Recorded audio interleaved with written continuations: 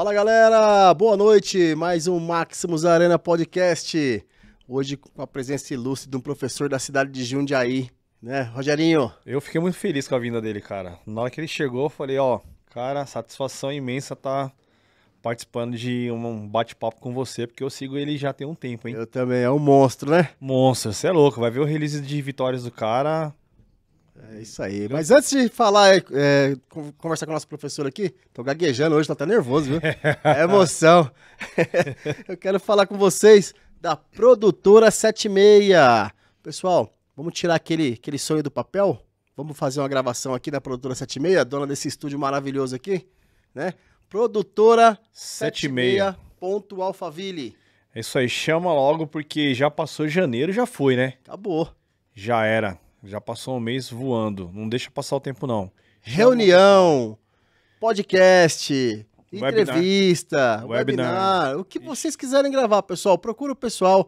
Fala com a Vitória, fala com o Fefo, fala com o França. O pessoal vai te atender muito bem aqui, entendeu? Com certeza vai superar suas expectativas. Tá ok? Também quero falar com vocês que estão andando de carro velho. Estão andando de carro velho porque quer, né? Citroën Peugeot Ocaparis. Grupo Faberge. Grupo Chama o Jorge lá. Telefone 2032-9999. Na Avenida São Miguel. Número 8479. O número eu não decorei ainda, não. Tem a colinha, pô. É isso aí. Você não é faixa preta, cara. É. Você tem que faixa preta ter as malandragens, entendeu? É isso aí. É. Ainda Chego lá, tá aprendendo. Tá batendo na trave aí. Chama o Jorge, meu. Várias promoções aí, eles estão com uma flexibilidade no pagamento, entrada facilitada. Troca com troco. Paga muito bem no seu usado.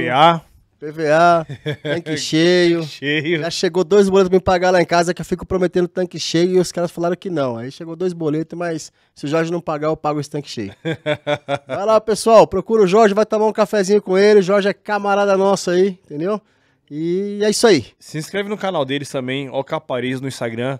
Vai ter as promoções lá, eles sempre estão lançando. Acompanha lá e não perca as oportunidades. Maravilha. Rogerinho, uma coisa que a gente fala pouco aqui.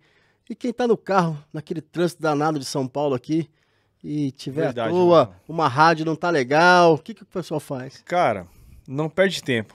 Spotify, clica lá, procura lá, buscar Maximus Arena, com 2M. A gente tá no Spotify também, acompanha. Não consegue assistir no YouTube? Vai no Spotify que você não vai perder vários bate-papos lá interessantes, vai dar muita risada. Né, tem algumas polêmicas bacana. Polêmica é bom, adoro polêmica. É isso aí, segue a gente lá, pessoal. No YouTube, Maximus Arena. No Instagram, Maximus_oficial. Se quiser seguir a gente também, marcosrocha.jiu-jitsu. E rogerinho.jiu-jitsu. Bom, sem mais nem menos, né, pessoal? Vamos apresentar o nosso convidado hoje aqui. Ah, é verdade. Roda a vinheta aí. Isso aí.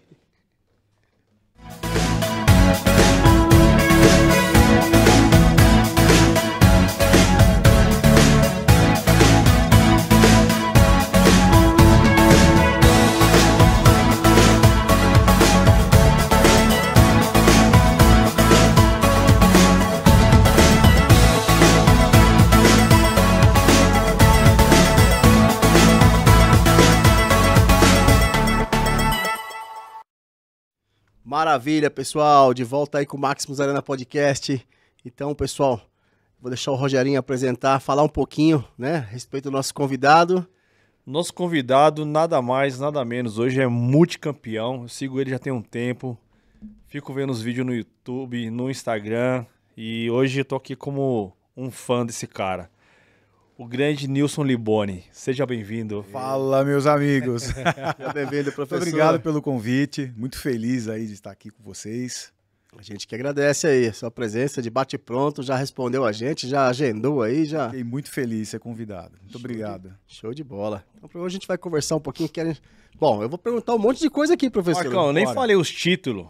Fala aí, só pra galera ter uma dimensão da fera. Poxa, tem que ter uma colinha aqui que eu preparei. Não pode esquecer uma coisa, eu apanhei muito mais do que eu ganhei. Mas a gente só lembra das pingas que toma. Se divertiu, professor? Muito. Então, é o que é importante. Dura quando é apanha e não se diverte. Olha só, 2 vezes campeão mundial, 6 medalhas pan-americanos IBJJF, 4 vezes campeão brasileiro, 2 vezes campeão brasileiro sem kimono, campeão São Paulo Open Jiu-Jitsu da IBJJF, 10 vezes campeão estadual da FESP, que a gente vai falar aqui sobre isso daí também, 5 vezes campeão ranking do Brasil, FESP, vice-campeão mundial de Sambo. Oh, legal, cara, eu não tinha visto isso daqui ainda. Vice-campeão Naga Jiu-Jitsu, vice-campeão Wrestling, Jogos Abertos do Interior, terceiro colocado sul-americano na IBJJF, terceiro colocado campeão internacional de Wrestling Greco-Romana, terceiro colocado campeonato internacional de Wrestling estilo livre, campeão Reality Fight, primeiro Reality Fight, né? Championship Oklahoma, Estados Unidos. Agora, pô, internacionais também, hein? Bacana, hein? Campeão do segundo Reality Fight Championship Oklahoma, Estados Unidos. E campeão no MMA. Aqui acho que é um evento da Uyama. Uyama, né? Uyama Internacional. Cara, olha. Com certeza não tá tudo aí, né? Tá faltando, certeza. Mas é isso aí, professor. Pô, show de bola, né? Matéria de competição, não tem o que falar, né? Sempre gostei muito. Primeira competição com 5 anos de idade. Você começou com 4 anos de idade, né? 4 anos. Primeira competição aos 5 anos. Isso foi no jiu-jitsu. No jiu-jitsu? Jiu-jitsu e judô, nos dois. Certo. Você começou junto? O primeiro comecei junto, mas o primeiro campeonato mesmo foi judô. Na verdade, as primeiras competições foram no judô, depois que veio no jiu-jitsu, mas eu comecei a treinar os dois juntos. E... Pode falar que ano era? Eu comecei a treinar em 79. Eu comecei a treinar em 1979. Com um aninho de idade, o cara já tava competindo. Pô. Mais ou menos. A primeira competição foi em 1980. Caracas. E judô? Aí no judô? No judô. E aí fiquei um tempo, eu acho que no jiu-jitsu foi uns 2 anos depois. Certo. Acho que uns 6 anos eu lutei jiu-jitsu já. O seu início do jiu-jitsu foi dado de que cidade? Rio de Janeiro. Rio de Janeiro mesmo? Eu não tenho sotaque, mas eu sou carioca. Você é carioca? Né? Pô, não sabia. Não tenho. Sotaque já veio foi. pra cá com quantos anos? 14 anos de idade. Então já sou. Não tá assoviando mais. Jundiaense. O carioca, você chega pro carioca e fala assim, carioca, fala isqueiro. Isqueiro. Fala chiqueiro. Isqueiro também, é tudo igual. Outro dia, um cara entrou na minha academia, né, e me chamou de carioca, porque meu apelido era carioca, né? Ou Nilcinho ou carioca. Eu olhei pra ele e falei, pô, faz tempo que não me chamam de carioca. Virei paulista lá no Rio de Janeiro. Eu não sabia não que você era carioca. Eu também não sabia. Paulista. Não sou paulista. E qual equipe que era que você iniciou? Na verdade, eu iniciei na equipe Zona Oeste do Rio de Janeiro, o mestre Wilson e o professor o Cláudio Peixe, que são alunos do FADA. Na faixa marrom, meu professor parou de dar aula. Ele falou, cara, vai pra onde você quiser. E aí eu tava voltando dos Estados Unidos de um evento que eu fui lutar, e por quem tá sentado do meu lado, Royler. E eu sempre fui fã dele. E eu falei pra ele, falou, pô, mestre, tô sem equipe, tô sem pra onde ir, queria treinar com você. Ele falou, pô, vai lá no Rio, vai lá treinar. Só que eu já tava aqui. E eu tinha acabado de conseguir um patrocínio com uma antiga empresa aérea, que era a Varig. E eu falei, porra, vou aproveitar esse patrocínio e vou começar a ir pro Rio. O pessoal que é novo aí, tá assistindo a gente, nem sabe o que é Varig. Não sabe. Exatamente. Bem lembrado, Rogerinho. O que é Varig, mano? Varig é uma companhia aérea antiga. Ela fechou, né? Fechou. Sim. E quem arrumou esse patrocínio foi uma tia minha, que era funcionária lá. E ela levou meu currículo lá e a gente acabou fechando o negócio. Eles estavam investindo em atletas. E eu acabei fechando. E eu comecei toda semana pro Rio de Janeiro treinar com o Royler e não parei mais. Ele falou, vai ficando aí, vamos ver. E aí eu tô lá até hoje. Se vai ficando, já tem? Desde 94. Maravilha, hein? Tempinho já. Aluno do Royler e do Hulk. E do Hulker, que são os meus mestres, né? Os dois que me graduam, né? Certo. E hoje o professor já é faixa preta sexto grau, né? Isso, sou sexto. Todos os meus graus quem me deu foi o mestre Hulker, né? Já aí, ó, novinho, faixa coral, hein? Novinho nem tanto, né? Faltam 3 anos ainda. Eu tenho que ficar 7 anos, né, com o sexto, né?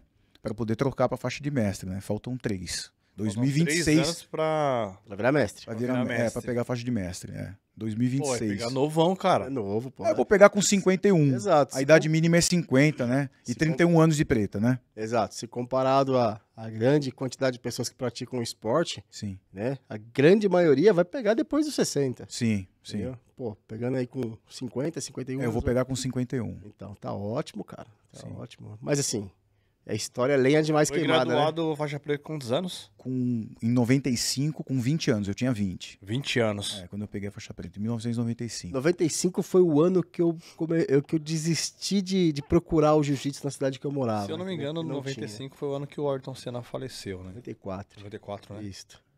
Então, assim, eu como todo mundo da nossa idade, assim, né?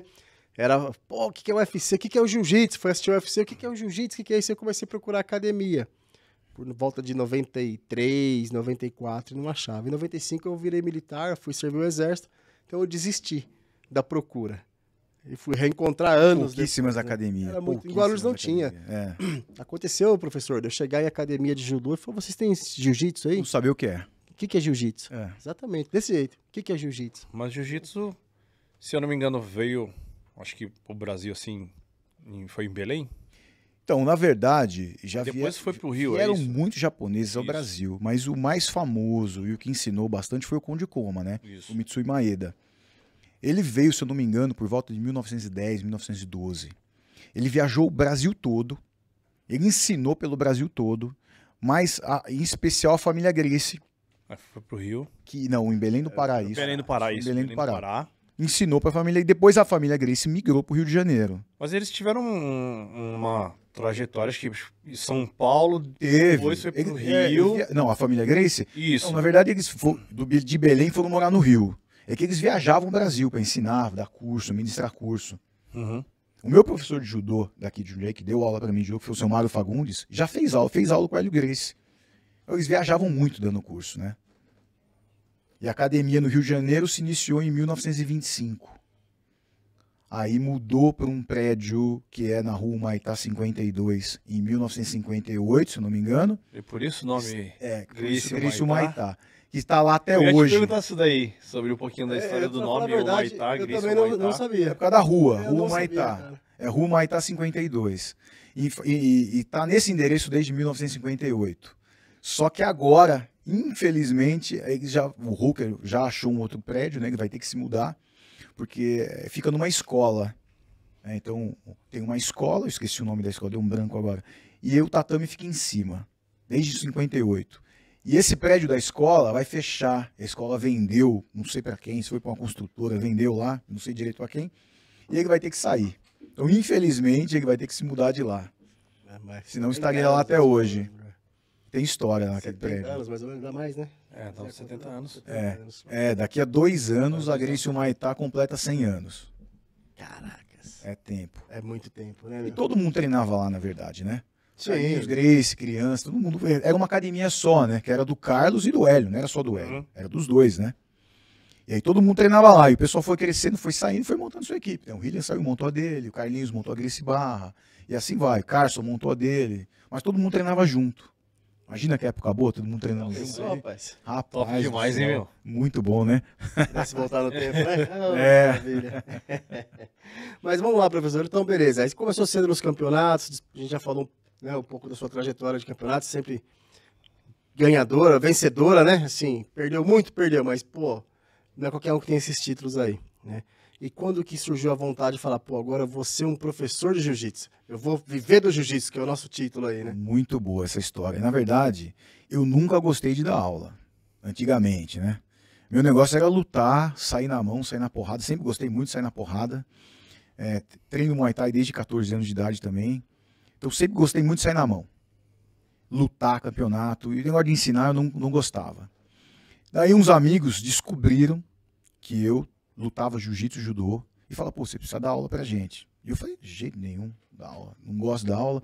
Isso foi em 94, mas esse cara me encheram o saco. Mas me encheram o saco de um jeito que eu falei, eu vou dar aula pra vocês, só pra vocês pararem de me encher o saco. E eu fui na academia de um amigo meu, que é irmãozão meu, que ele é mestre de capoeira, né, o Girino. Falando isso, um grande abraço pra você, Girino, tenho certeza que você vai assistir aqui. treina musculação na minha academia. Até hoje é um fenômeno na capoeira. E eu falei para ele, eu preciso dar aula para uns amigos aí, e ele me cedeu um espaço na academia dele. E eu comecei a dar aula para esses amigos. E o pessoal começou a gostar e começou a chamar amigos. Começou a chamar amigos. E aí ficou pequeno o tatame na academia dele.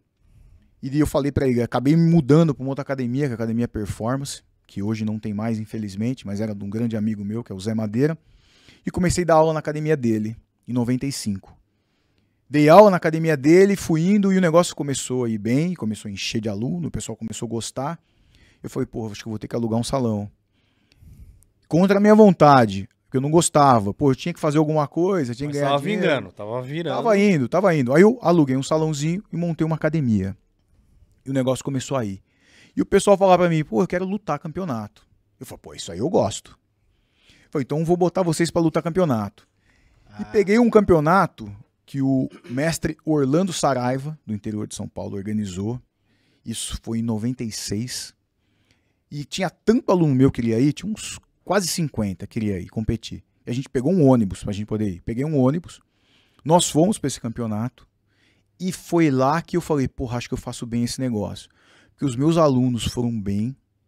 Nós ganhamos o campeonato. Levei o troféu que eu tenho até hoje na minha academia, de academia campeã do evento. Quando eu voltei no ônibus, eu falei, porra, não é que eu faço bem essa porra, cara? Eu fiquei impressionado. Vou juntar. Eu nunca imaginei que a gente fosse ganhar o campeonato. E aí quando eu voltei, eu falei, cara, eu tenho que dar mais atenção pra isso. E eu comecei a dar mais atenção, comecei a levar meus alunos em campeonato, competição, comecei a investir mais nisso, comecei a investir mais na academia. E cheguei num ponto que eu cheguei a levar 150 competidores numa única competição. Porra. E Jundiaí passou a ficar muito conhecida por causa dos meus alunos que iam em eventos. Eu levava muito aluno para evento. Só para você ter uma ideia, a CBJJ organizava um evento que chamava Campeonato Brasileiro de Estreantes. Não sei se você se lembra disso. Hoje não existe mais esse evento. Era só para faixa branca e azul. Então, faixa branca e azul lutavam um Campeonato Brasileiro de Estreantes. Eu, em 2 anos consecutivos, a minha academia ficou vice-campeã geral do campeonato. A gente ia com um ônibus para o Rio de Janeiro. No primeiro ano, a Grace Barra ganhou em primeiro, a minha academia ficou em segundo. No segundo ano, no finalzinho do campeonato, o Carlinhos Grace veio, apertou minha mão e falou, Liboni, vocês ganharam o campeonato. Eu falei, ganhamos? Ele falou, ganharam o campeonato, parabéns. Apertou minha mão. Caraca. Fui na torcida com os meus alunos, comemoramos. Aí na hora da premiação, tinha o Siriema, não sei se você conheceu o Siriema. Siriema chama lá as academias para pegar o troféu e chama a mim em segundo. Pô, Liboni, eles ficaram em segundo, me deu o troféu. Eu falei, pô, o Carlinhos apertou a minha mão, falou que a gente ficou campeão. Ele falou, porra, mas achamos mais algumas fichas aqui e por 1 ponto a Grace Barra ganhou de vocês. Aí nós ficamos em segundo de novo. Mas eu tava feliz, eu falei, pô, pra quem não esperava nada, pô, 2 anos consecutivos, a academia vice-campeã. Então, a minha academia, por academia, nós ganhamos muitos títulos já. Mundial da CBJJE, chegamos a ficar em 3º colocado. Em quantidade de atletas, em número de medalhas. Então sempre investi muito nisso. É competição. Até um ponto que eu comecei a não pressionar tanto os meus alunos, que a gente pode falar disso depois. Então, já que interrompeu um pouquinho, vamos lá. Para manter um pouquinho... para manter o foco no assunto. Porque senão também eu vou esquecer daqui a pouquinho. Ele vai mudando. E você, nesse intervalo, você levava os seus alunos para competir, 150 alunos, né? Tudo, mas... E você competia junto? Competia junto. Todos os campeonatos eu lutava junto. Legal, hein? E tinha campeonato que meus alunos não iam, eu ia também. Eu sempre fui viciado em campeonato. Lutava tudo. Como eu falei no começo daqui, eu apanhei muito mais do que eu ganhei. Fala, pô, mas você ganhou um campeonato lá que é difícil ganhar. Porra, mas até ganhar essa porra eu apanhei pra caramba até chegar lá. Até chegar lá não foi fácil, não. E uma coisa que eu sempre fiz, eu lutava com você e você me dava um amasso no campeonato. Eu sempre estava filmando. Eu filmava as minhas lutas, ou tinha alguém filmando, ou tinha um aluno do Carson, que era o Paquetá. Não sei se você chegou a conhecer o Paquetá. O Paquetá era muito meu amigo, gostava muito do Paquetá. Ele faleceu, já tem bastante tempo. Eu era faixa preta do Carson Gracie e ele filmava todas as lutas. Ele botava uma câmera em todas as lutas. Ele filmava as lutas. E quando eu não tinha luta, eu comprava dele. Falava, Paquetá, preciso da luta tal. E o que eu fazia? Estudava o meu adversário. Sempre fiz isto. É destro, ele aplica essa queda, por baixo ele luta assim, ele faz essa raspagem, ele me ferrou aqui. Eu ia pra academia, fazia um antijogo dele, criava um antídoto, e quando eu voltava lá pra lutar com ele, eu ganhava dele. Mas isso é ser um profissional. Eu fazia muito isso. Assim, lógico, tem uns caras que são fenômenos. Chega pra lutar, ganha ou perde. Geralmente ganha, né? O fenômeno geralmente ganha, né? Mas o cara não tá preocupado em... Falando em fenômeno, o Ronaldo Fenômeno uma vez falou uma frase assim, né? Que no vestiário, não lembro agora se foi do Milan lá, falou assim, Ronaldo, o técnico falou, você sabe quem que são os zagueiros do time adversário? Eu falei, não sei. Pô, você não se preocupa? Eu falei, não, você pode ter certeza de uma coisa, eu não sei quem são eles. Mas ele sabe quem sou eu. Isso aí é o cara que tem talento. Exatamente, entendeu? Mas é que eu falo profissionalismo, né? Exato. Você já fazia essa... Pô, você não era o talento todo igual o Ronaldo Fenômeno? Sim. Mas você queria estar na lista, né, meu? Teve um campeonato, você já ouviu falar do Nino Chamber, né? Sim. Porra, Nino Chamber, na minha opinião, foi um dos maiores competidores que o jiu-jitsu já teve. Sinistro demais. Fenômeno. E meu amigo, hoje meu amigo, primeira vez que eu lutei com ele, eu não me lembro que ano foi num campeonato brasileiro de jiu-jitsu. Eu fui pra semifinal com ele. Não, foi na primeira luta. Faixa preta adulto médio, primeira luta. E eu entrei pra lutar com ele, cara, esse cara me bagunçou de um jeito que eu nunca fui bagunçado dessa maneira. Ele me puxou. Eu dei uma balançada nele em pé, porque eu sempre fui muito bom em pé. No jiu-jitsu. de judô, né? No jiu-jitsu mesmo, eu nunca levei uma queda. Em campeonato de jiu-jitsu, nunca ninguém me derrubou. E eu dei uma chacoalhada nele que ele me puxou pra guarda. E ele fechou a guarda e foi um inferno essa porra dessa guarda.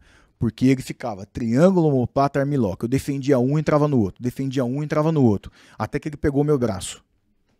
E eu saí e falei, pô, não é possível. Não, perder, beleza, mas bagunçar dessa maneira.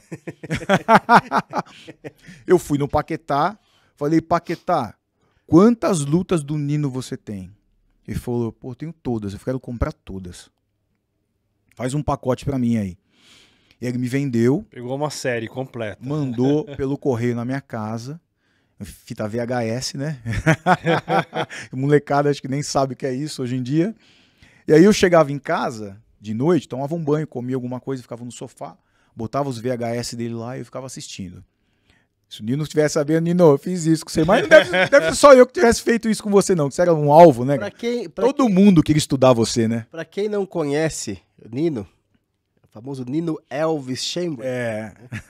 O Nino ganhou nada mais, nada menos do que do Sakuraba no Pride. Ganhou. Fenômeno. Pra você ter uma ideia de quem é o cara, entendeu? Sim. E eu fiquei nessa de estudando o jogo dele 1 ano.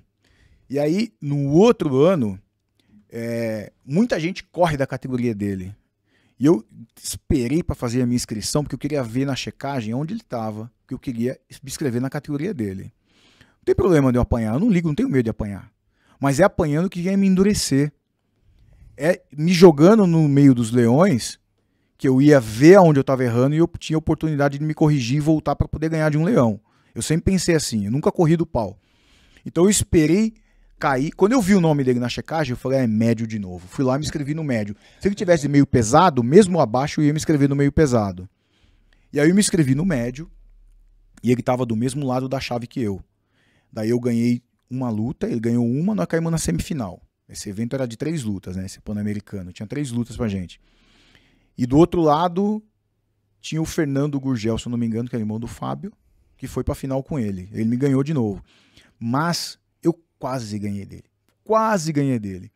Armei uma estratégia e eu puxei ele pra guarda. Eu nunca puxo pra guarda em campeonato.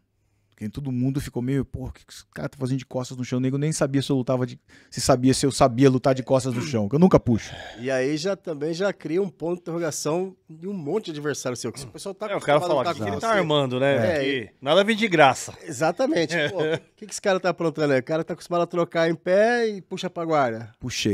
Puxei, armei de um jeito que eu tinha estudado, que eu achava que ele ia ficar travado, e na realidade ele ficou. E eu falei, estava esperando ele levantar para passar e ia entrar de leg lock nele. E dito e feito, ele levantou para passar, eu rodei por baixo, caí com o joelho dele encaixado. Eu me lembro do Royler falando, pegou.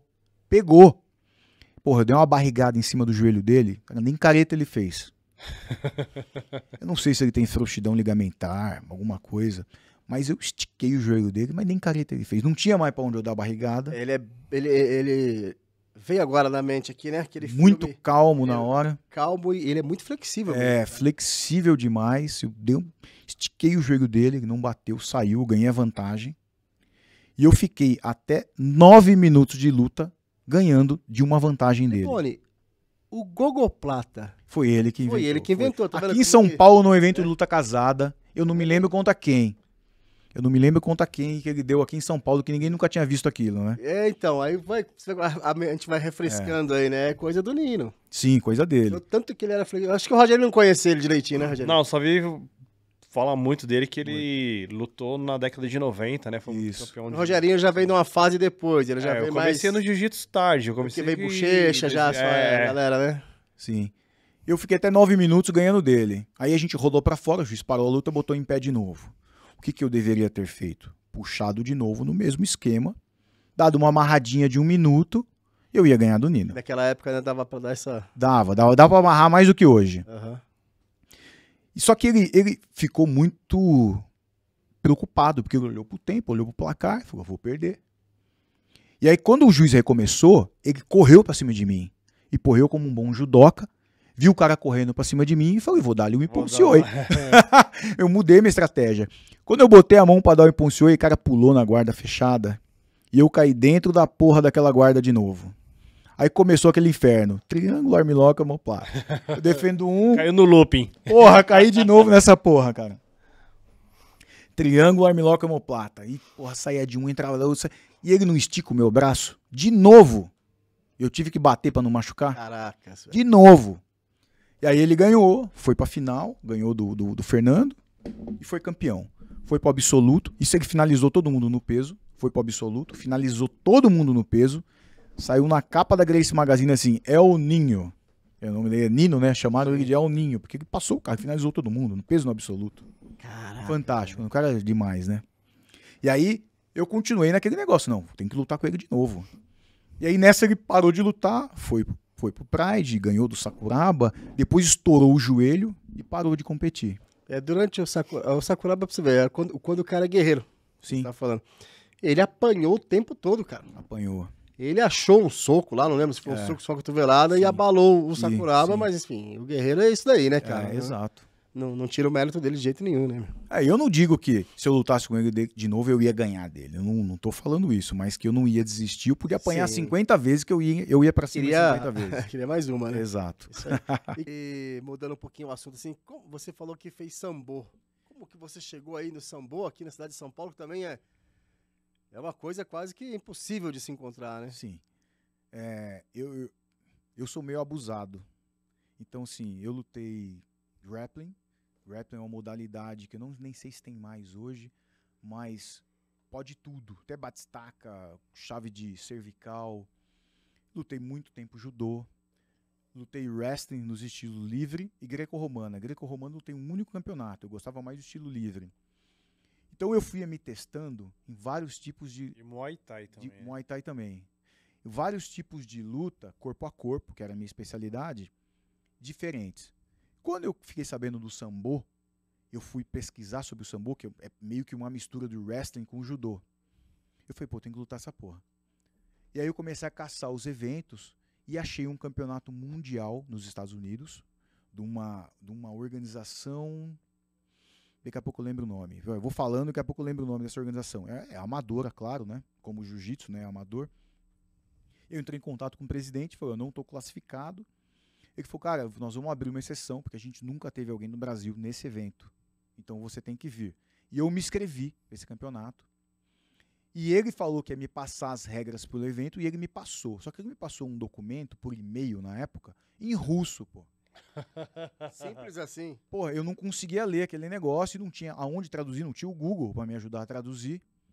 E eu não sabia das regras do evento. Então eu fui pro Campeonato Mundial de Sambo sem saber as regras. E aí na hora lá eu fiz amizade com um francês que me falou o que podia e o que não podia. Aí pra minha surpresa não pode estrangulamento, né? O Sambo era só chave de ombro, cotovelo, joelho e pé.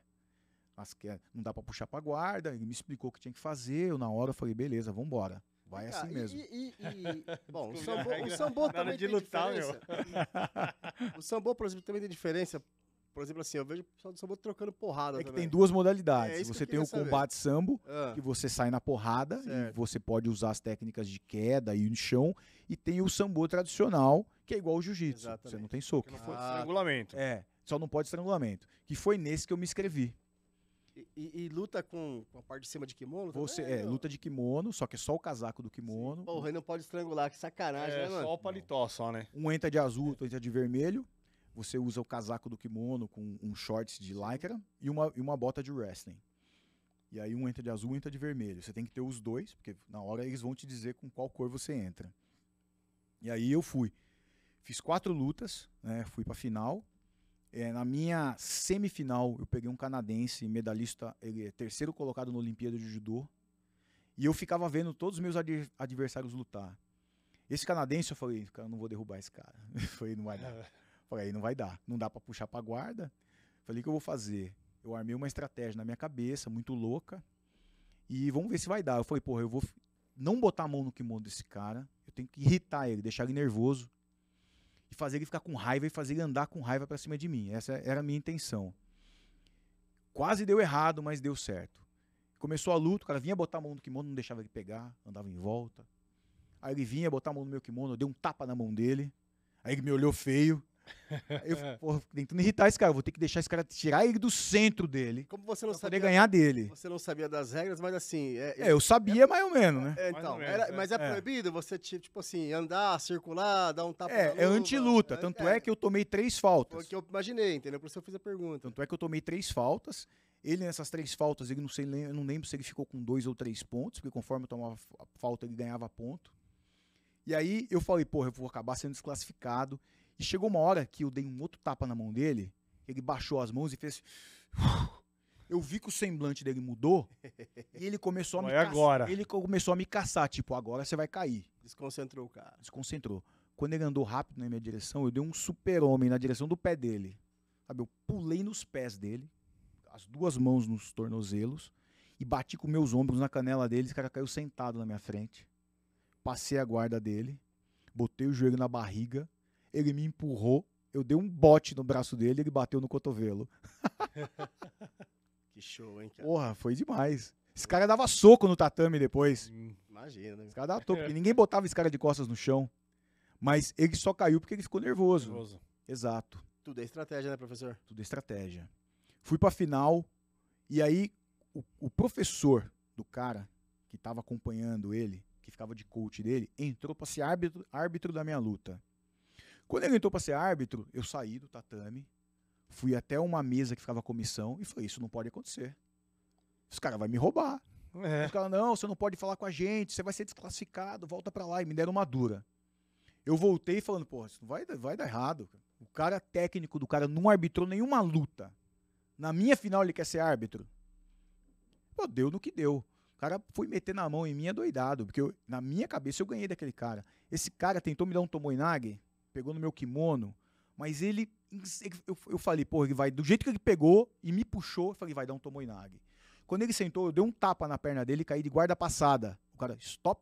Eu olhei pra ele, ele falou, stand up. Eu falei, what? Ele falou, stand up. Aí eu levantei, ele afastou, deu um passo pra trás e falou, fight. Recomeçou a luta. Porra, cara, eu de guarda passada. O cara não sabia nem lutar de costas no chão. Eu falei, eu vou pegar. O cara botou em pé, esse cara foi me roubando. Caralho. E acabou a luta, ele ganhou. Que merda, hein? Que merda. Aí me botaram no pódio e me deram a medalha de segundo. Mas tá bom. A ideia era me testar. E eu acho que eu fui bem sucedido no teste. Legal. Mas e aí, professor, e mudando um pouquinho mais uma vez de assunto, como vai a academia hoje? Bom, graças a Deus, a academia vai muito bem. A academia, de um modo geral, vou voltar um pouquinho lá atrás pra gente entender. Vamos lá. Lá a academia, assim, eu comecei a dar aula por causa dos meus amigos, não gostava. Isso já aqui em Jundiaí? Isso já em Jundiaí. E aí, vou passar rapidinho porque eu já falei disso aí, né? Aí eu fui dar aula na academia de um amigo, aumentou, fui para uma academia, o negócio pegou, eu montei um salãozinho, fui para um campeonato, depois do campeonato peguei gosto. E aí comecei a investir. Só que eu, praticamente forçava meus alunos a competir. Você tem que competir. O cara tava treinando bem, eu falava, você tem que competir. O cara tava treinando mal, eu falava, você tem que competir pra você ir bem. Qualquer motivo era motivo pro cara competir. E eu fui indo, e eu fui bastante aluno. Pô, cheguei a ter aluno pra cacete. Eu cheguei a ter mais de 200 alunos. Eu já fiz 150 cara no campeonato, entre criança e adulto. E eu percebi que eu fui perdendo aluno. 2002, foi entre 2000 e 2002, os piores anos da minha vida, 2003, os piores anos da minha vida como professor de jiu-jitsu. Porque eu me vi, em 2000, praticamente sem aluno nenhum, com uma dívida financeira muito grande, estava devendo muito. Tudo estava cortado, o nome no Serasa até o talo, e ninguém treinando comigo. De repente, no céu, de repente no inferno. E aí o meu telefone da academia, que eu só tinha um telefone fixo, tava para ser cortado já a qualquer momento, né? Porque já tava devendo, eu falei, daqui a pouco, tchau o telefone, né? E o que eu fiz? Eu falei, eu preciso saber o que tá acontecendo. Aí eu peguei um caderno, uma caneta, peguei as fichas dos alunos e comecei a ligar um por um. Quer dizer, eu liguei o máximo que eu consegui, né? Liguei para fiz umas 70 ligações, mais ou menos. Eu ligava para um pessoal e falava assim, cara, seja sincero comigo. Não vou ficar bravo com você, não vou brigar. A sua sinceridade vai me ajudar. Por que você parou de treinar? Aí eu comecei a notar. O cara, pô, eu parei de treinar porque o aquecimento é muito puxado, eu não conseguia. Ah, eu parei porque eu era iniciante, o cara mais velho botou o joelho na minha barriga e quebrou minha costela. E fui anotando. Ah, isso é muito difícil, eu não vou aprender. Muita gente falava, muita mesmo. Pô, tem que competir, eu não quero competir. Muita. Acho que a maioria falou isso. Aí você começou a entender o jiu-jitsu comercial, né? Aí, foi aí que eu falei assim, pô, o jiu-jitsu eu tô ensinando de uma maneira errada. Eu tô ensinando de uma maneira que a maioria das academias ensinam até hoje. Que no meu modo de ver é errado. Você ensina de uma maneira aleatória. O que eu vou ensinar hoje? Você não tem aquele plano de aula, né? Você não tem um plano de aulas. Eu falei, pô, a academia tem que funcionar igual uma escola. O cara entra aqui sem saber nada. O cronograma, o calendário, né? Imagina uma criança que nasceu. Ela vai crescendo. Chega um ponto que não dá pra botar ela em pé, ela sai correndo. Ela tem que sentar, se equilibrar. Daqui a pouco ela fica de joelhos. Daqui a pouco ela engatinha. Daqui a pouco ela fica de pé se escorando em alguma coisa, até o ponto que ela vai sair correndo. O jiu-jitsu é igual. O ensino tem que ser igual. Eu montei um plano de aulas. Montei um plano separando os iniciantes dos avançados. Montei uma sequência que fazia sentido.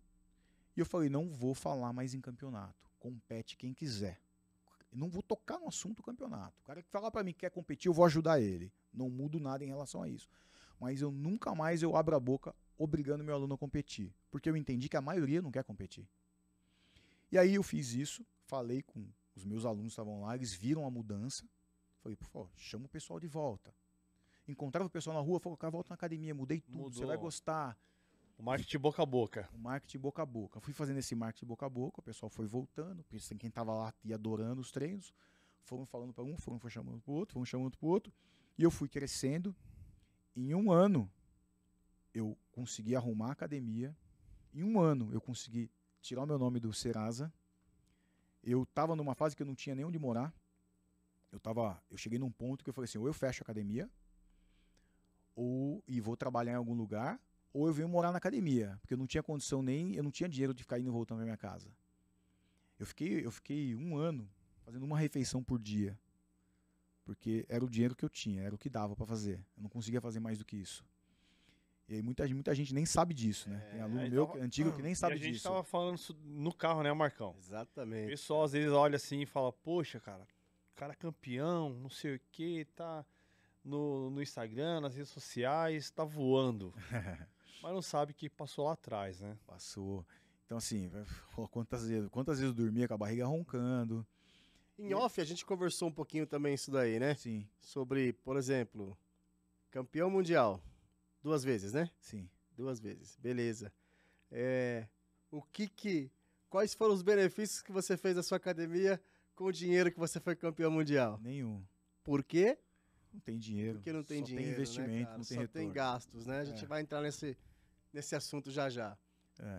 E aí eu fui nesse esquema, em um ano, porra, eu comi o pão que o diabo amassou nesse tempo. Mas eu falei, eu vou fazer isso porque senão eu vou ter que parar com isso aqui, vou ter que arrumar um trabalho e vou esquecer isso aqui. E aí eu fui em um ano, eu consegui organizar minha academia, os alunos foram voltando. Quem ia lá adorava, já voltava com 2, 3. Então, assim, em pouco tempo já dobrei, tripliquei, quadrupliquei a quantidade de alunos e foi indo, foi indo. De repente, em um ano, eu tinha mais alunos do que eu tinha antes.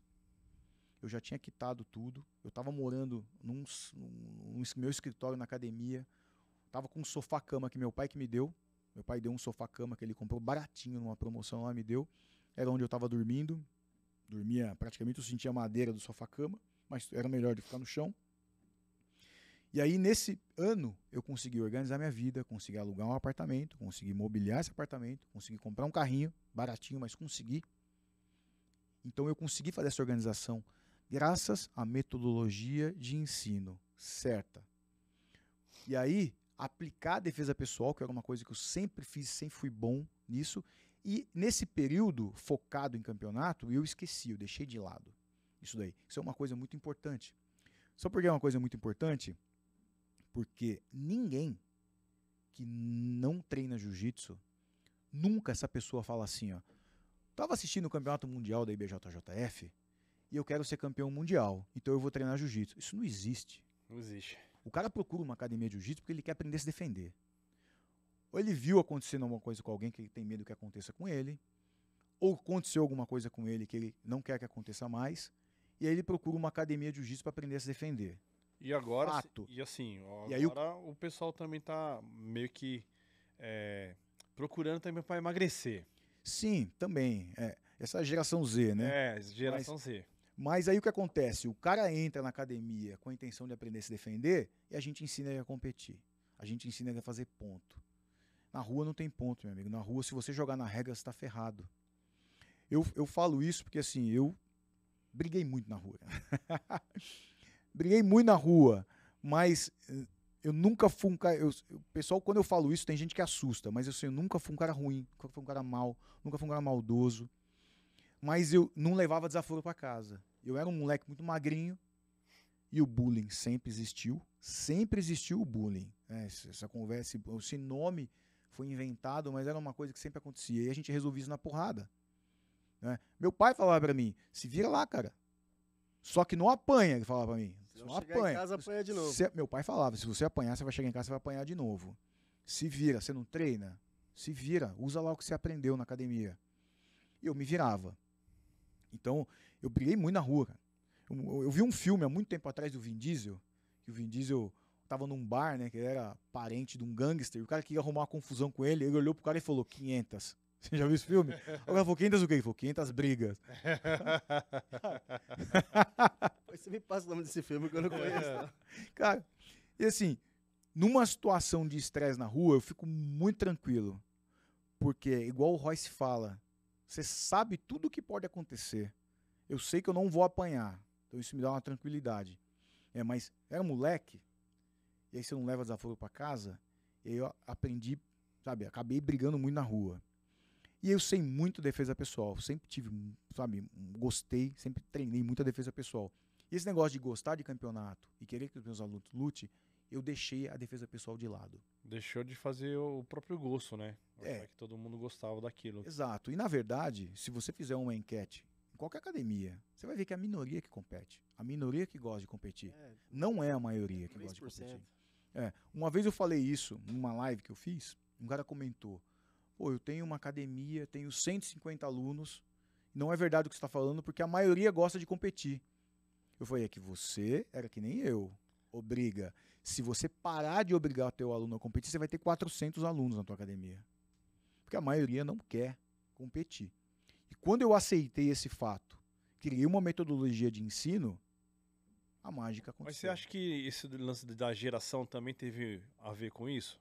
Você acha que a geração X tinha mais adepto a campeonato, aí veio a geração Millennials e... calma aí, minha visão mudou um pouco, eu vou... Eu acho que lifestyle mesmo. Eu acho que a geração de hoje é muito mole. o que acontecia é o seguinte, eu não sei dizer exatamente essa frase, mas é uma frase muito antiga, que se não me engano foi algum sheik que falou, que o meu avô andava de camelo, Sim. eu ando de carro e o meu neto vai voltar a andar de camelo. Meu filho ou o meu neto vai voltar a andar de camelo, alguma coisa assim. Traduzindo, meu avô camelou muito, fez o meu pai camelar muito, que meu pai me criou no chicote. E eu com dó do meu filho, não é que eu faça isso, mas eu com dó do meu filho, não quero que ele sofra o que eu sofri. Então eu alivio muito o sofrimento dele. Só que esse aliviar de sofrimento vai fazer ele se ferrar lá na frente. Você não tá forjando ele, né? Você não tá forjando ele. Então, Tempos ruins criam homens fortes. exato, exato. Então, o que a gente precisa reproduzir na academia, é lógico que hoje, botando na balança o que vai fazer, não vou fazer hoje o que eu fazia antigamente, que eu vou sair algemado da academia, se eu fizer o que eu fazia antigamente com os alunos, a gente bota na balança, mas a gente tem que forjar o cara, meu. O cara não pode falar, pô, eu saí com uma marca na minha cara. Pô, meu amigo, pelo amor de Deus, bicho, você é homem, cara. Saia com a porra dessa marca na cara, cara, pelo amor de Deus. Tá reclamando porque tá com a marquinha? Jesus. Então, é uma geração. Aí, professor, o meu dedo tá doendo. Fala, Porra, cara. A gente fecha uns treinos de vez em quando na minha academia lá também. A moda antiga. E aí aparece os coroa tudo. Coroa, gente. Servão. Fala a gente que tá na mesma faixa de idade dos quarentão aqui, entendeu? É um ou outro de 30 e poucos anos, que aí eu acho que até mexe no psicológico desses caras. É. Quando a gente sai na porrada lá, meu irmão, independente de ganhar, perder, tem cara lá que me dá sacode lá, que eu vou faz bem parte, Maria. pelo amor de Deus, é. Mas eu também tenho a minha parte lá, né, que eu vou bem também. Então, assim, onde eu quero chegar? Os mais novos, quando olham assim, falam, caralho, por que o treino aqui não é desse jeito todo dia? Eu falei, então. Aí Você- não dá se pra ser você todo que- dia, Se vo- assim. Então, Rogerinho, se você que Se gostou for- desse treino, virou e falou, Vai acontecer o que aconteceu com você aí. Tipo, vai ficar né? menos da metade, Se né? o cara que gostou vira e fala, mano, o que é isso? Você imagina o cara que não quer aquele, que só quer aquele lifestyle ali. Aí o cara some, você o cara quer ver não uma- vem nunca mais. Você quer ver uma coisa que eu escuto muito? Criança, 4, 5 anos de idade. Minha academia eu dou aula a partir dos 4 anos de idade. E aí, o treino de criança hoje é uma maravilha, cara. Porque é um treino feito pra eles. As crianças gostam. Eu quando tinha 4 anos de idade, eu odiava. Era um treino de adulto. Verdade. Sério, eu não podia brincar. Qualquer coisa eu ficava de castigo, eu levava bronca, cara. Minha mãe tinha que dar chinelada em mim pra eu ir. Eu não gostava. Pra mim era muito ruim. Hoje é uma maravilha o treino das crianças. Então eles não têm o que reclamar. Só que existe a disciplina. Só que existe a luta.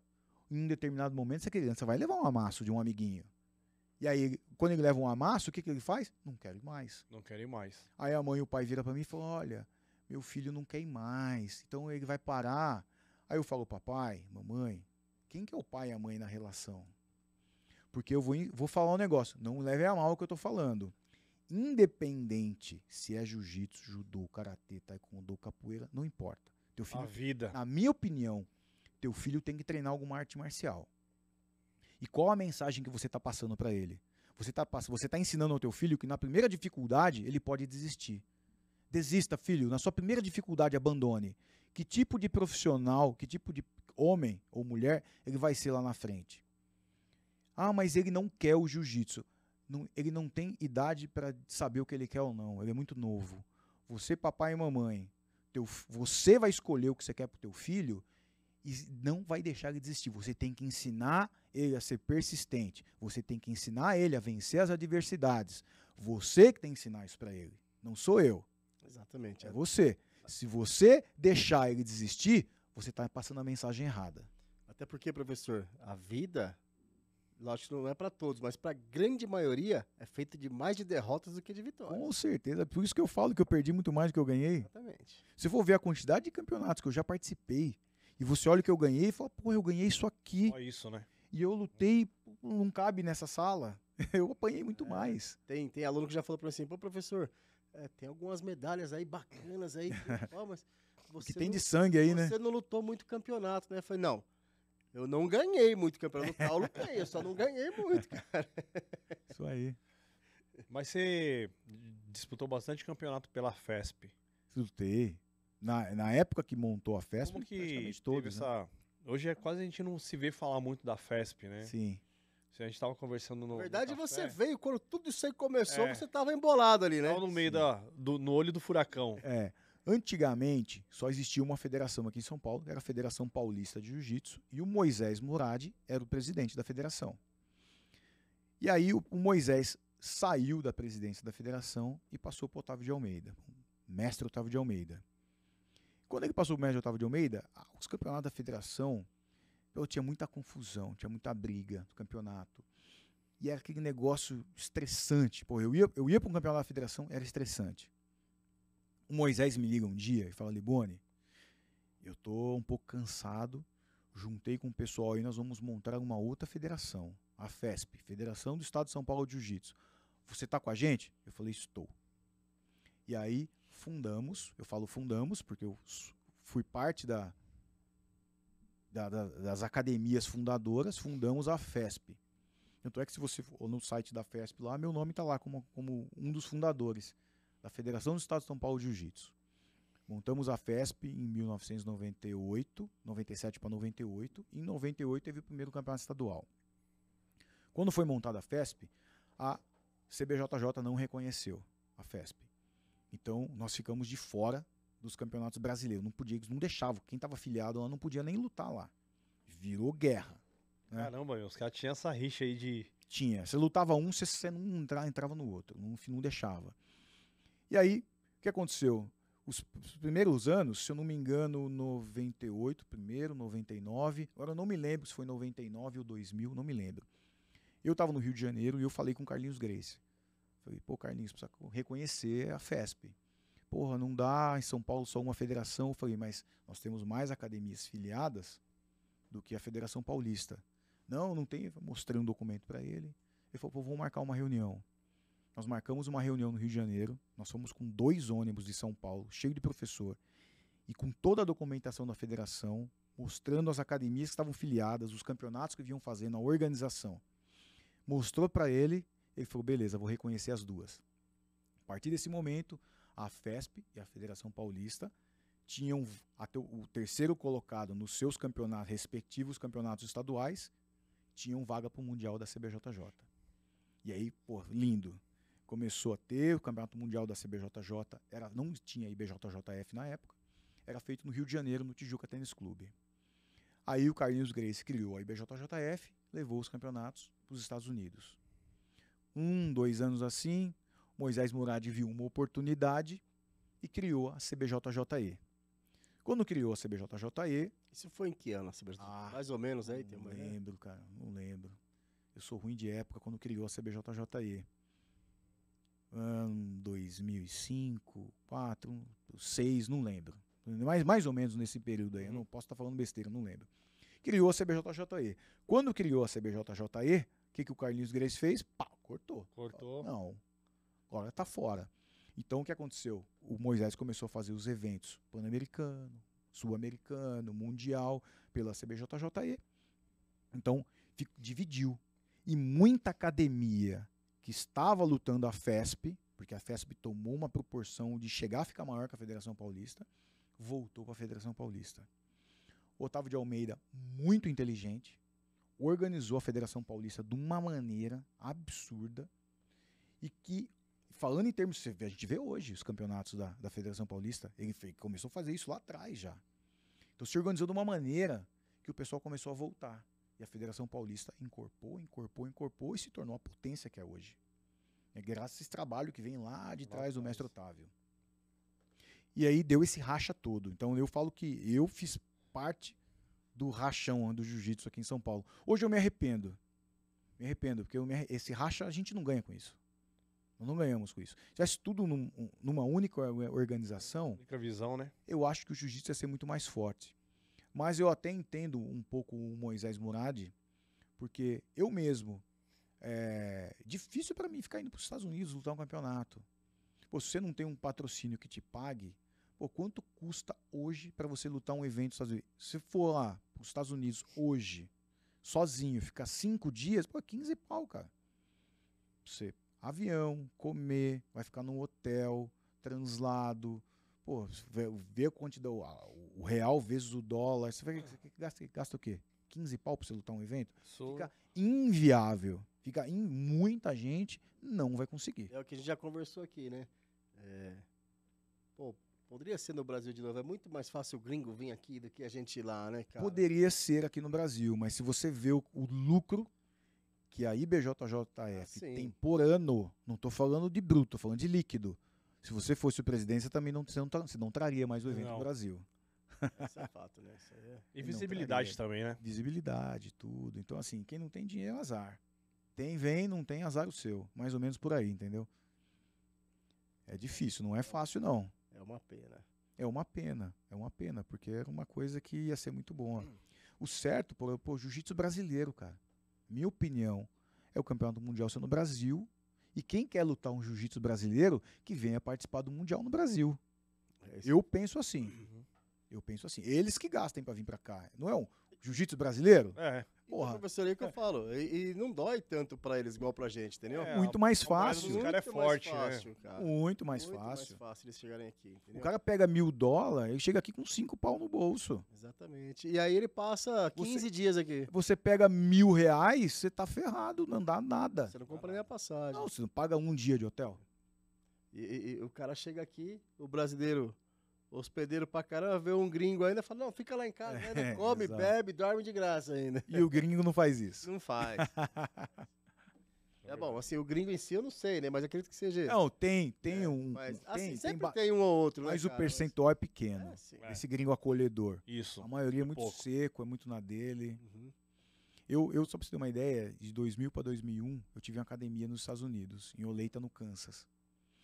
E uma das coisas que eu desisti e voltei pra cá, porque eu não aguentava mais, porque eu ficava muito sozinho lá, né? Uma vez um aluno falou, pô, professor, eu vou fazer um churrasco na minha casa. Eu falei, porra, graças a Deus. Churrascão, né, meu? Fazer alguma coisa, churrasco. O cara falou, começa às 5 da tarde. Eu falei, porra, às 5 da tarde, vamos virar a madrugada naquela porra. Vou ver o sol raiar, né, mano? Ver o sol nascendo, né, mano? Igual que os vizinhos reclamando do barulho. Começou 5, acabou às 8. 8 horas da noite, ele falou, olha, pessoal, valeu, muito obrigado. E já começou a recolher as coisas, o pessoal levantou nem comecei, velho. Eu falei, caramba, cara, não é o meu lugar aqui, cara. Eu me arrependi de ter voltado. E o churrasco não é o churrasco que a gente tá acostumado não, aqui, é completamente diferente. Os hambúrguer. Não, os hambúrguer, cara. Hambúrguer. Na grelha lá. É isso mesmo. Os hambúrguer, tipo... Milho. Não é o que a gente tá acostumado aqui, não. Cara. Picanha. É bem diferente. É um estilo de vida diferente. Cultura diferente. Mas você falou aí das federações e tal, essa transição que você passou de mudança até acho que maturidade profissional na academia, mas aí também veio o professor Liboni das redes sociais e você tem um curso online, né? Na Hotmart. Eu tinha. Não tenho mais disponível esse curso. Como que foi essa experiência? Conta um pouquinho pra gente aí. Esse curso, na verdade, foi toda essa mudança minha, que tá em mais de 20 anos, né, que eu criei essa metodologia e ela só vem aperfeiçoando. E aí eu resolvi vender esse curso. Então eu criei esse curso, coloquei na Hotmart, todo online, e comecei a vender o curso. Foi no período da pandemia ou não? Antes. Foi antes da pandemia, Antes da pandemia, algum tempo antes, e aí comecei a vender esse curso. E o curso, um sucesso. Eu parei de vender o curso, né, não tenho mais tempo de ficar tocando isso, mas o curso sempre foi um sucesso. Tanto é que eu falava assim, compre o curso, você tem 30 dias para olhar o curso, se você não gostar, eu devolvo todo o seu dinheiro. Eu nunca devolvi R$1. Nunca devolvi R$1. E já peguei vários caras que compraram o meu curso e falaram, Liboni, eu tô para fechar minha academia. Não dá. Vários. Tenho no Sul. Porra, eu tenho vários caras aqui, eu posso entrar aqui, eu tenho um grupo no WhatsApp deles ainda até hoje, porque o curso é vitalício. O cara compra o curso vitalício com minha assessoria vitalícia. Então, só para você ter uma ideia, eu não vendo mais o curso, mas eu tenho um grupo no WhatsApp até hoje porque eu tenho que dar assessoria vitalícia para esses caras. Então, eu tenho um cara que comprou o meu curso, estava para fechar a academia dele. Hoje, a academia dele é a melhor da cidade e tem mais alunos na cidade. Tem cara que comprou terreno, construiu e montou a academia alguns anos depois. Fico feliz. E o curso era interessante que tinha uma grade e tinha até como administrar a sua academia, tudo, Toda a parte passa completo. step by step ali, tipo... A gestão da academia. Isso. Eu dou dicas do cara, como o cara faz a fachada, as cores que vai usar, por que vai usar. Isso, marketing. Marketing. Não tô falando... O marketing tem um cara que é especialista em marketing, que criou um mini curso que tá lá dentro. Não sou eu que tô falando. Isso. Eu tenho vários especialistas que ajudaram a montar essa parte, né? A gestão financeira, como ele faz a gestão financeira, tudo. Desde como ele gradua uma criança. O cara pega aquilo ali e sai dando aula. Tá tudo mastigadinho ali, né? Tudo mastigadinho. Tudo mastigadinho.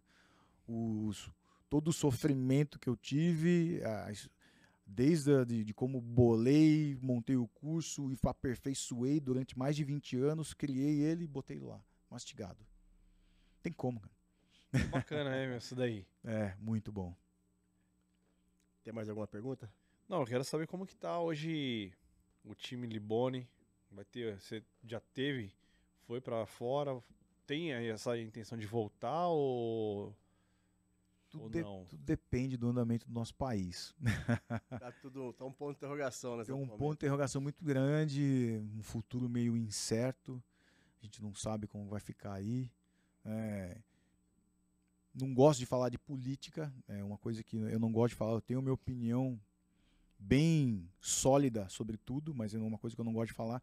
Mas hoje a gente já vê aí no primeiro mês, já o Brasil com uma dívida aí, já entrando em dívida, já querendo financiar outros países. Eu falo, porra, mano, tem tanta coisa pra gente fazer aqui, não vou mandar dinheiro pra fora. Mas tá certinho aqui, né? Então assim, tudo muito incerto. Eu não quero sair do país, quero ficar aqui, mas não sei o dia de amanhã. Mas como estão os planos para 2023, então? Não, os planos estão fantásticos. A minha academia, eu acabei de reforçar.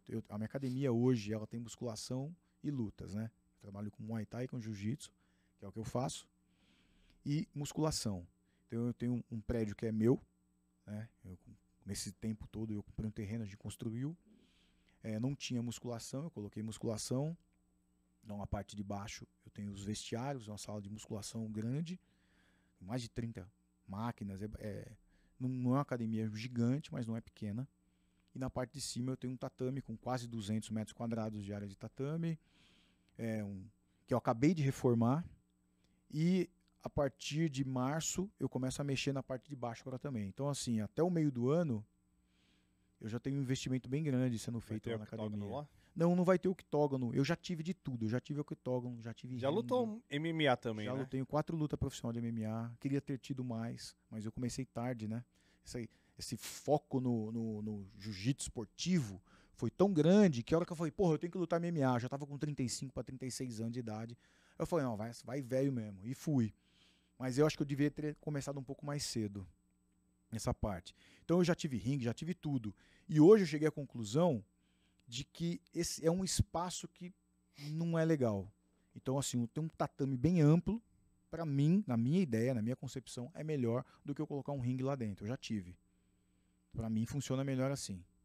Certo. Mas hoje tá com mais de 50 mil seguidores no Instagram, não é isso, né? Hoje as redes sociais estão fortes.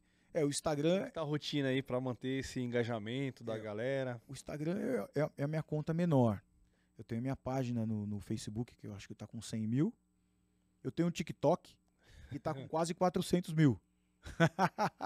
Tá fazendo dancinha também? Não faço dancinha.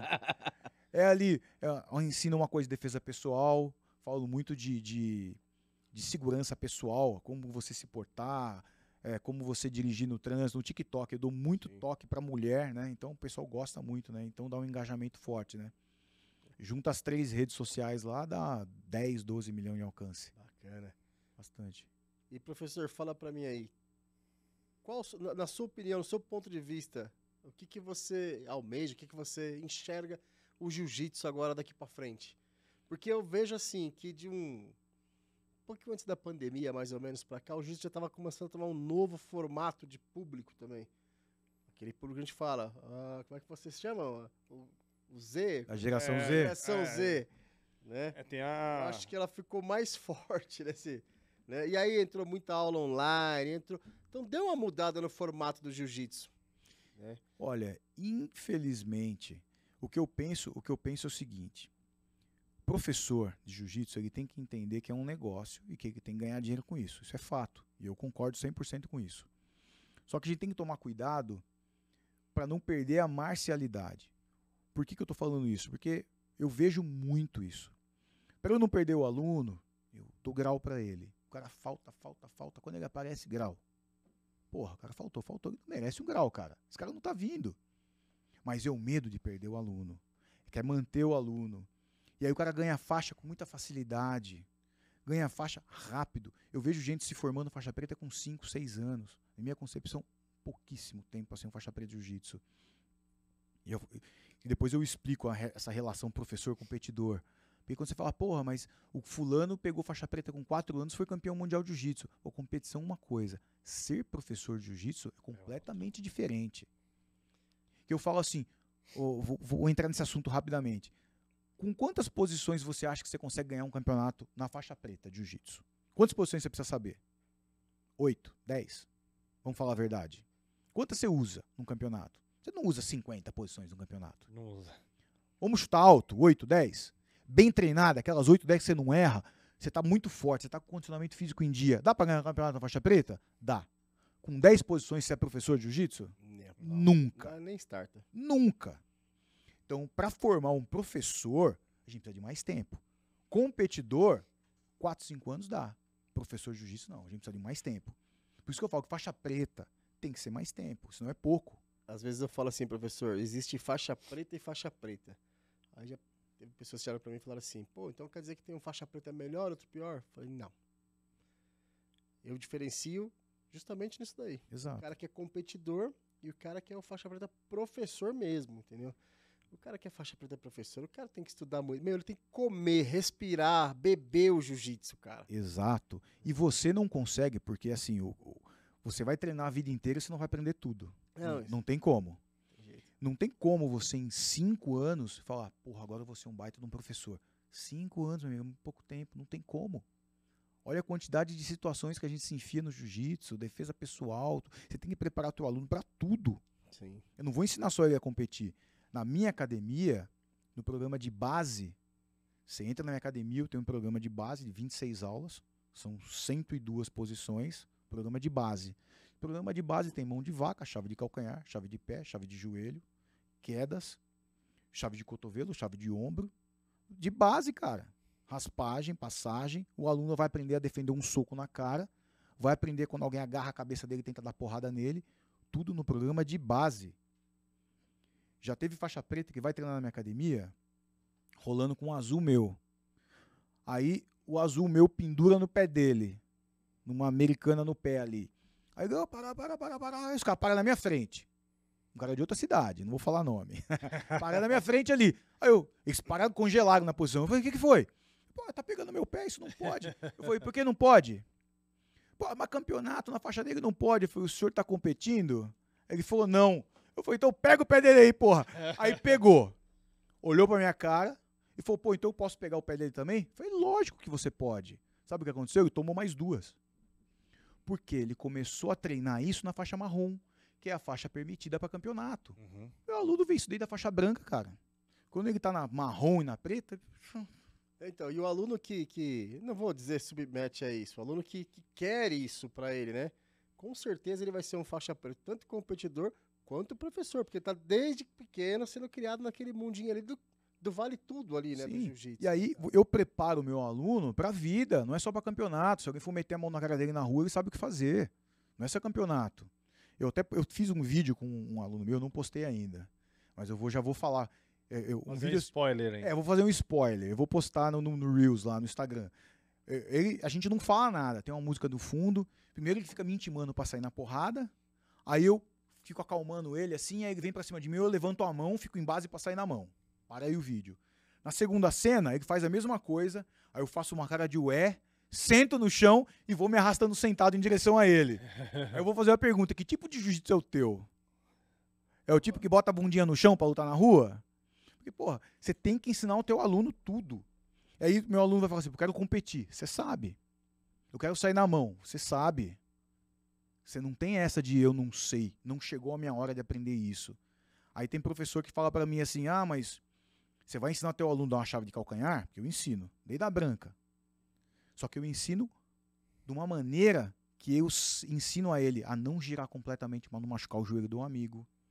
Eu ensino O momento que ele tem que bater, eu fico muito em cima, porque senão o cara sai girando, sai rompendo o ligamento do joelho.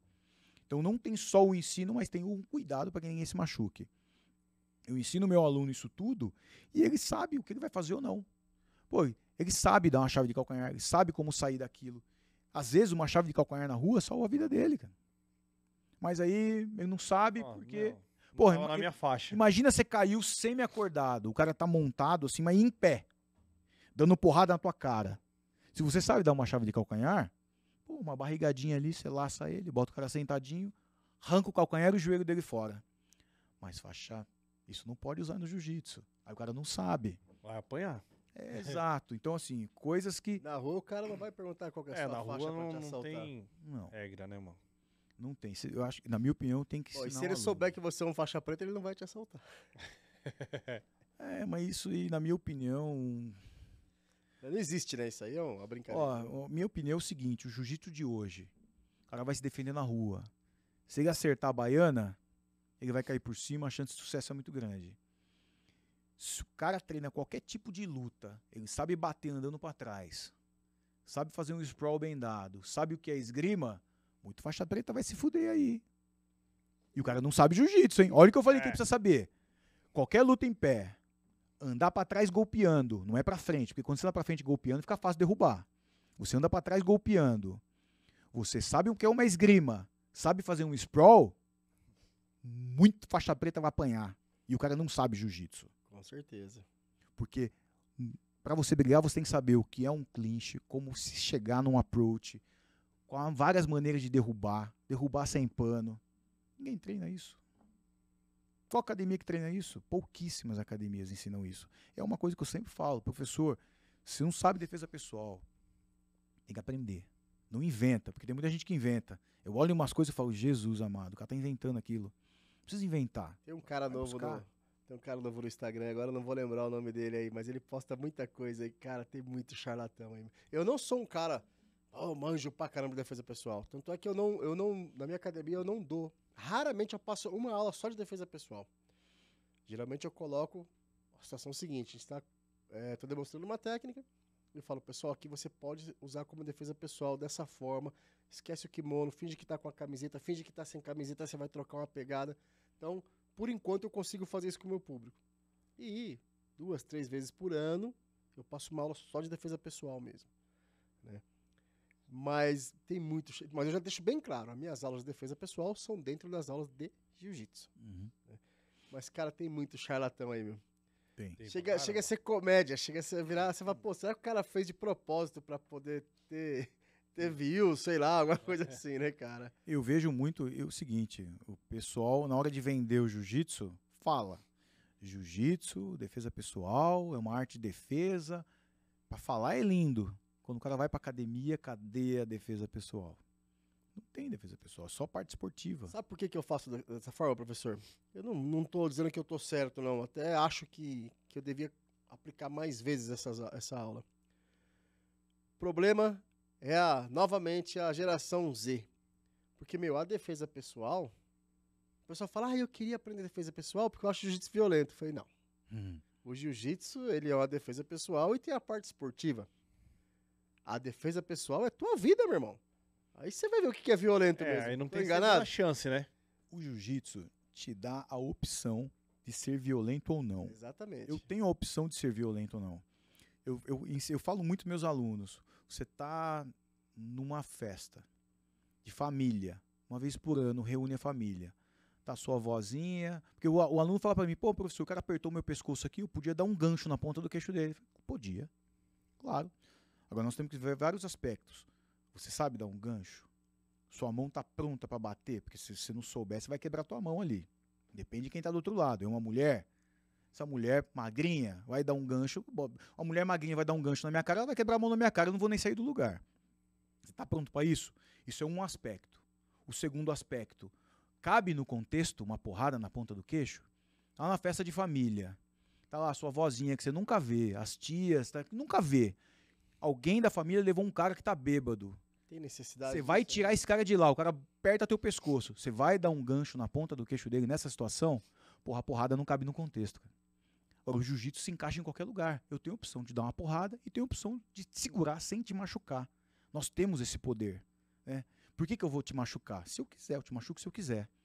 O Rorion fala uma coisa que é bem legal. Quando ele estava nos Estados Unidos e ele dava aula na garagem da casa dele, e iam os caras desafiar ele, os caras falavam pra ele, pô, mas você não metia porrada? Ele falou, não metia porrada. Eu nem derrubava o cara, eu colocava o cara no chão com carinho, montava ele com carinho e fazia o cara desistir. Porque eu tenho que mostrar a eficiência do jiu-jitsu. Se eu metesse porrada nesse cara, esse cara ia ficar com raiva de mim. Tanto é que os caras ficavam tão impressionados com o carinho que eu tinha com eles, Se matriculava depois. virava meu aluno. Pô, dominou o cara que era um mestre em uma outra arte. O cara falou, pô, nem preciso aprender esse negócio aí. Exatamente. Mas, concorda comigo, professor, que se eu for dar aquela aula de defesa pessoal para aquela pessoa que falou, não, o jiu-jitsu é muito violento, ela vai se surpreender, né? Vai surpreender. É real, pô, é pisão no pé, é torcer dedo, é cabeçada no nariz, e assim vai, cara. Mas você tá se preparando para uma situação na rua. Pra realidade, pra vida real. Exato. Né?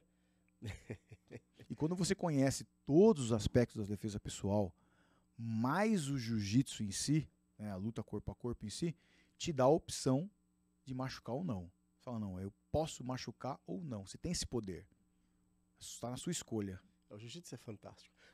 Em contrapartida também, o cara que fala assim, pô, eu vou me machucar se eu quiser. Exato.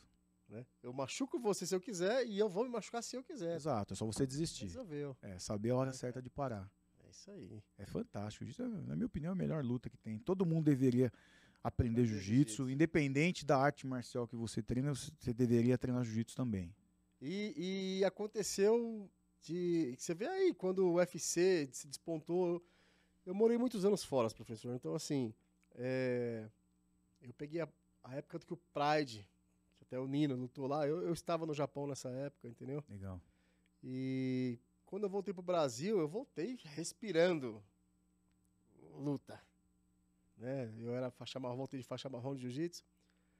E aí eu comecei a ver o UFC aqui, papo, falei, mas já não tá igual antigamente, né, meu? Já não tinha aquele... Quem era fã do Pride não consegue ser fãzaço de outro... Gosto pra caramba do UFC, mas não igual eu gostava do Pride. O Pride é legal, né? Pelo amor de Deus, eu só cara. pulava de bica na cabeça, no chão, né? Era cada tiro de meta, cara. Nossa, o Vanderlei Silva te chutava a cabeça do cara que eu falava, matou. Shogun, Não tinha cota-apoio, né? Porra, era demais. Não tinha dessa ideia. Né? E eu falo pro pessoal, é muito diferente hoje. Mas o que mudou no UFC? Por que é diferente? Comércio. Porque a galera também não sabia jiu-jitsu. Também. Não precisa ir tão longe, não precisa ir na Mas época. as regras são muito comerciais, né? Exato. As regras comercial. Você não precisa ir na época do Rorion, né? Quando ele deu start no UFC. Não precisa. Vamos falar de um cara que foi, pra mim, um dos melhores lutadores que já existiu, entendeu? Crocop. Crocop, fazia de tudo pra não ir pro chão. Sim. Ele quase arrebentou o Nogueira, o Minotauro, né? Na porrada, mas a primeira oportunidade que foi pro chão, ele perdeu a luta. Já era, exato.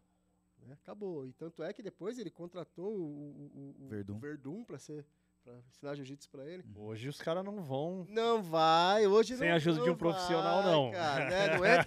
Não entra não. Né? Se for sem saber jiu-jitsu, a casa vai cair muito rápido. Exatamente, entendeu? Exatamente. Uma vez, cara, o cara que me levou pro jiu-jitsu, na época ele era faixa roxa, eu, lógico, faixa branca, ele me falou assim, soco e chute, todo mundo sabe dar. Uns melhor, outros pior. Entendeu? Mas o chão, meu irmão, não ou tem sabe conversa, ou não sabe, né? Cara, ou sabe ou não sabe. Exato. Mas é isso aí. Fala aí, Rogerinho. Dá uma lembrada do pessoal dos nossos patrocinadores aí, Rogerinho. Isso aí, se você quiser fazer um vídeo, tirar aquele projetinho do papel, quer começar a fazer um curso online, montar... Calma aí, ajuda aqui. A voz da consciência está falando comigo. Pessoal, quiser montar um seu curso online, fazer um podcast, tiver algumas ideias, quer tirar do papel em 2023, chama a Produtora 76. Ponto Alphaville, é isso, né, mano? Produtora 76 ponto Alphaville. Chama o pessoal lá, expõe a sua ideia para eles, né? Eles vão chamar você para reunião, ver realmente o que você quer, né? Tentar melhorar a sua ideia e colocar ela em prática. uma reunião, um podcast, um seminário, o que você precisar, que ficar gravado, conte com eles aí, uma equipe especializada vai atender vocês aí da melhor maneira possível. Tá ok, pessoal? E mais uma vez falando, só anda de carro velho quem quer, né? Isso aí. 2023 é tudo novo. Tudo novo e... Projeto novo, carro novo, só falar com o Jorge da OK Paris, Avenida São Miguel, 8479, telefone 2032-9999. Segue eles no Instagram, é OK Paris. Chama no direct lá, fala, Jorge, o Marcão e o Rogerinho falou que você vai dar IPVA pra gente, pago. Né? Tanque cheio, como que é, Marcão? IPVA, tanque cheio, licenciamento, um cafezinho ainda. E cafezinho é... Troca com troco, paga bem no seu usado. É isso aí, segue o pessoal, chama no direct, ou então faz uma visita lá pra eles. E ainda, como a OK Paris está próxima à nossa escola lá, vai ganhar uma semana de aula grátis na nossa escola lá. Um mês, pronto. Já faz um merchan nosso também. E se você não quer trocar o carro, vai fazer uma revisão com eles. É, exatamente, isso é muito importante, né? A galera compra carro e esquece depois, né? Não faz uma revisão. Aí o que acontece? Fica Vai lá na e serra. fica na serra, né? Bom, pessoal, para finalizar aqui então, professor, muito obrigado pela sua presença, tá? Agradeço. Eu quero que você fale aí onde fica a sua academia, telefone, interesse, rede social. Agora, faz seu merchan. Valeu. Academia na cidade de Jundiaí, estado de São Paulo. Tem o Instagram da academia, que é Gracie Jundiaí. Meu Instagram também, Nilson Liboni.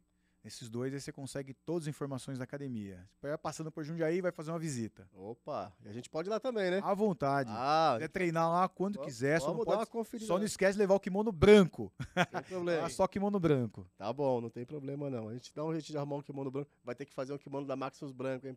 Aí sim. Mas, professor, a gente pode fazer um no off lá também, assim, né? Só pra brincar.